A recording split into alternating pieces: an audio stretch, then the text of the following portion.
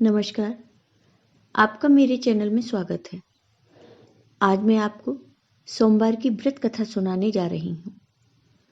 एक नगर में एक बहुत ही धनवान साहूकार रहता था, जिसके घर में किसी प्रकार की कोई कमी नहीं थी, परंतु उसको एक ही दुख था कि उसके कोई संतान नहीं थी।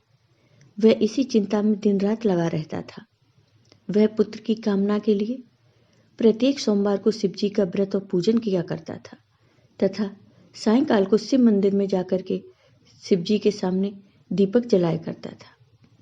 उसके उस भक्ति भाव को देखकर एक समय श्री पार्वती जी ने शिव जी से कहा कि महाराज, यह साहूकार आपका अन्यन भक्त है और सदैव आपका व्रत और पूजन बड़ी श्रद्धा से करता है।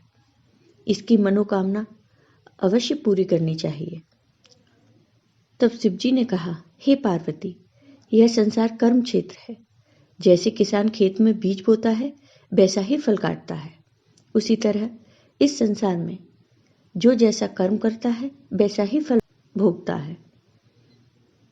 पार्वती जी ने अत्यंत आग्रह से कहा कि महाराज, जब यह आपका अन्यन भक्त है और इसको अगर किसी प्रकार का दुख है तो उसको अवश्य दूर करना चाहिए, क्योंकि आप सदैव अपने भक्तों पर दयालु होते हैं और उनके दुखों को दूर करते हैं। यदि आप ऐसा नहीं करेंगे तो मनुष्य आपकी सेवा और व्रत क्यों करेंगे। पार्वती जी का ऐसा आग्रह देख शिव जी महाराज कहने लगे, हे पार्वती, इसके कोई पुत्र नहीं है। इसी चिंता में यह दुखी रहता है। इसके भाग्य में पुत्र न होने पर भी मैं इसको पुत्र की प्राप्ति का वर देता हूँ, परंतु यह पुत्र केवल 12 वर्ष तक जीवित रहेगा। इसके पश्चात वह मृत्यु को प्राप्त हो जाएगा। इससे अधिक मैं और कुछ इसके लिए नहीं कर सकता। यह सब बातें वह साहूकार सुन रहा था। इससे उसको न कुछ प्रसन्नता हुई और न ही कुछ दुख हुआ। वह पहले जैसा ही शिव जी का व्रत और पूजन करता रहा।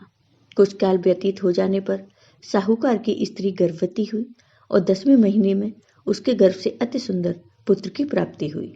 साहूकार के घर में बहुत खुशी मनाई गई, परंतु साहूकार ने उसकी केवल 12 वर्ष की आयु जानकर अधिक प्रसन्नता प्रकट नहीं की और न ही किसी को भेद बतलाया।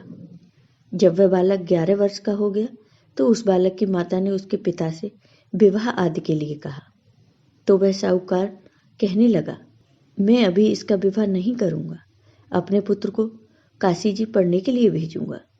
फिर साहूकार ने अपने साले अर्थात बालक के मामा को बुला करके उसको बहुत सा धन देकर कहा, तुम उस बालक को काशी पढ़ने के लिए ले जाओ और रास्ते में जिस स्थान पर भी जाओ यज्ञ करो तथा ब्राह्मणों को भोजन कराते जाओ। वह दोनों मामा भांजे यज्ञ करते और ब्राह्मणों को भोजन कराते जा रहे थे। रास्ते में उनको एक शहर पड़ा। उस शहर के राजा की कन्या का विवाह था और दूसरे राजा का लड़का जो विवाह कराने के लिए बारात लेकर आया था वह एक आंख से काना था। उसके पिता को इस बात की बड़ी चिंता थी कि कहीं वर को देख कन्या के माता पिता विवाह में किसी प्रकार की अड़चन पैदा न कर दें।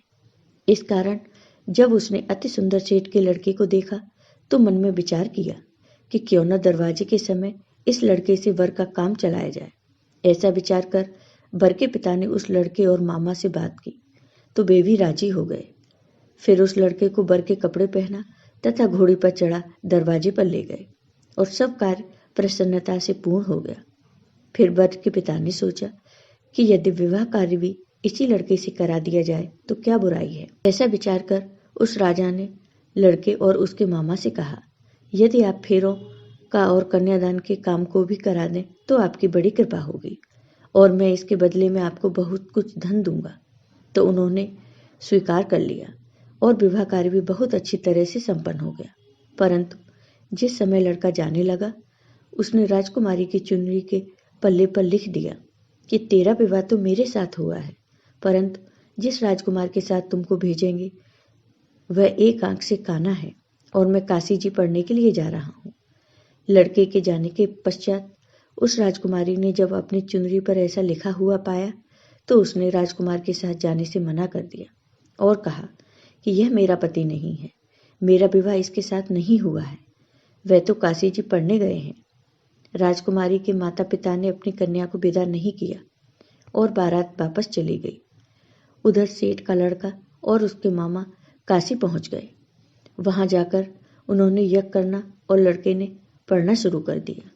जब लड़की की आयु 12 साल की हो गई तब उस दिन मामा ने यज्ञ रचा रखा था। तब लड़के ने मामा के पास आकर कहा, मामा जी, आज मेरी तबीयत कुछ ठीक नहीं है। मामा ने कहा, ठीक है तो तुम अंदर जाकर सो जाओ। लड़का अंदर जाकर सो गया और थोड़ी ही देर में उसके प्राण निकल गए। जब उसके मामा ने आकर देखा कि उसका भांजा मृत पड़ा है तो उनको बहुत दुख हुआ और उन्होंने सोचा कि अगर मैं अभी रोना पीटना मचा दूंगा तो यज्ञ का कार्य अधूरा रह जाएगा। अतः उसने जल्दी से यज्ञ का कार्य समाप्त कर ब्राह्मणों के जाने के बाद रोना पीटना आरंभ कर दिया। संयोगवश उसी समय भगवान शिव और माता पार्वती उधर से जा रहे थे। जब उन्होंने जोर जोर से रोने की आवाज सुनी तो पार्वती जी कहने लगी, महाराज, कोई दुखिया रो रहा है, इसके कष्टों को दूर कीजिए। जब भगवान शिव और माता पार्वती ने पास जाकर देखा तो वहां एक लड़का मुर्दा पड़ा था। पार्वती जी कहने लगी, महाराज, यह तो उसी सेठ का लड़का है जो आपके वरदान से हुआ था। तब माता पार्वती ने कहा कि हे भगवान, इस बालक को और आयु दो, नहीं तो इसके माता पिता तड़प तड़प कर मर जाएंगे। पार्वती जी के बार बार आग्रह करने पर शिव जी ने उस लड़के को जीवन दान दिया और शिव जी की कृपा से लड़का जीवित हो गया। भगवान शिव और माता पार्वती कैलाश पर्वत को चले गए। तब वह लड़का और उसका मामा उसी प्रकार यज्ञ करते तथा ब्राह्मणों को भोजन कराते अपने घर की ओर चल पड़े। रास्ते में वो दोनों उसी शहर में आए जहां उस लड़के का विवाह हुआ था। वहां पर आकर उन्होंने यज्ञ करना आरंभ कर दिया तो उस लड़के के ससुर ने उसको पहचान लिया और अपने महल में ले जाकर उसकी बड़ी खातिर की। साथ ही बहुत से दास दासियों सहित आदर पूर्वक लड़की और जमाई को विदा किया।